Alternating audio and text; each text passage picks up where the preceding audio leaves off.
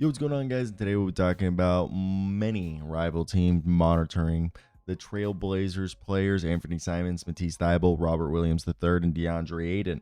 I want to hear your thoughts down below. Where do you guys think they'll be traded? I'd love to hear what you guys have to say. I was actually talking about this with a colleague about Matisse Thybulle being the somebody that many teams who probably are looking to either trade a wing that they don't want to pay, or a wing that they did pay but they don't want to continue paying for Matisse Thybulle.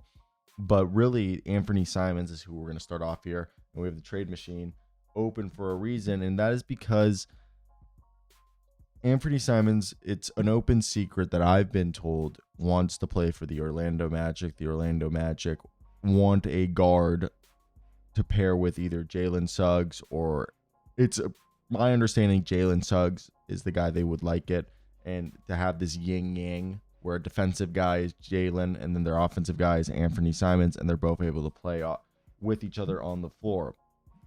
And he's from the area, went to IMG Academy. It's a very basic open secret that they would like him to come there, and vice versa, he would like to go there.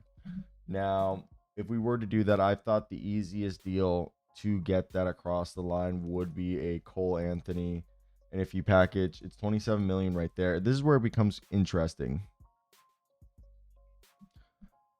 Do you then, because if I'm the Magic, I would like to keep Anthony Black still, because the jury could be out if Jalen Suggs is going to be the person you want him to be in terms of durability. So if they were opting to keep him, do you trade Jonathan Isaac to finish the deal? Because you can put in whatever draft picks you would like them to trade, however you think that would make this deal look pretty in your eyes. But in theory, this gets the deal done. It's the easiest way with like the least. I know Jonathan Isaac is someone that the Magic like, but this is the way you'd lose the least amount of depth while keeping I feel like the trade value respectable for Anfernee Simons and not just highway robbery. Now, if you're trying to say, okay, we want young guys and some depth, Gary Harris has an option, you pick it up, and then Jet Howard, that guy seems like it might be a bust with the Magic. Maybe they figure it out. And you're right there. I guess you have incoming 26, and I think this actually gets the deal done just like that. Wow, it doesn't. Why is that? Oh, okay. Because of this, they would first, obviously, to get this deal done, they would have to get the roster compliance, and the deal they're like $1.5 million short. So to do this, we'd have to throw in like a Caleb Houston, who does have an option for next year. And in this scenario, yeah, this is where it becomes, okay, we want to keep Jonathan Isaac. Okay, it's a Cole Anthony, Gary Harris, Jet Howard, Caleb Houston. Now, if I'm the Magic, this is the deal I would want to do. If I'm the Blazers, I would like some compensation. Now, what do you guys think of this one? It would obviously require them to go ahead and have to convert some guys into some two ways, but I don't think that one's terrible. Now, Deandre Ayton, I think you're looking to dump him in Brooklyn. They have the most salary, and or the Wizards. The Wizards don't have a center. I think this is where you're the Blazers and you're like, let's go to the Wizards and let's call them up and be like, hey, look, we know you don't want to go into the season with no bigs. And I know you have Rashawn Holmes, whose contract is not guaranteed. How about this? We take Rashawn Holmes off your hands. We send you Ayton. And right now, obviously, the Wizards are taking like a $22 million cap hit. So I'm trying to see, how would you sweeten the trade if you're the Wizards? you could sweeten it by throwing in Sadiq Bey and be like, you can take this reclamation project. We're like not into it anymore. Which, if I'm the Wizards, I'm cool with that. Do you discard your own? I think if you can throw in one more guy, I mean, obviously Marcus Smart would be cool. Does he kind of fit what they would need down here? I think that's the deal. Yeah, let's take that off. This is my deal for, I think this is the simplest. Boom. Marcus Smart, Rashawn Holmes, and Rashawn Holmes' contract isn't guaranteed, so you just would cut that. And yeah, I would just cut that. Deandre Ayton, you'd keep him or you get rid of him. It's whatever, but I think both teams are cool. You would either keep Rashawn Holmes if you're the Blazers, or you cut him, and then you get Marcus Smart, who's a backup. Chauncey Billups will like him to be kind of like the defensive like tone setter for this team. But that's one of the only realistic places I could see a guy like Mr. DeAndre Ayton going. Now, the Dallas Mavericks did try to sign Mr. Matisse Thybulle. They gave him an offer sheet, and Matisse Thybulle has a year left on his deal. I kind of floated this idea that maybe they would want to trade PJ Washington for Matisse Thybulle, but my whole problem is like it's just such a drop off on scoring, and it isn't worth it for the upgrade in offense in defense that it would be. And I don't see any, unless they were trying to move some contracts, I don't see anybody else that a team like the Mavericks would want a Thybulle. Now, I think the Clippers, depending on how their free agents go, could be in the market to try to move a Bogdanovich for a Matisse Thybulle, where they're like, we don't want to pay Bogdan this money. And I believe his contract's partially guaranteed for next year. You do like a Bogdan for Matisse Thybulle, and maybe the trade sweetener could be they have and they haven't played Kobe Brown. Jury's kind of out on him.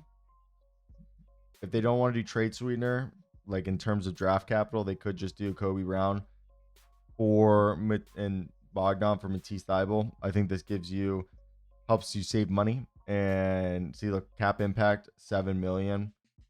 While the Blazers, they take on $7 million, but I think in the long term, it's a deal that the Blazers would get another power forward and they get a creator.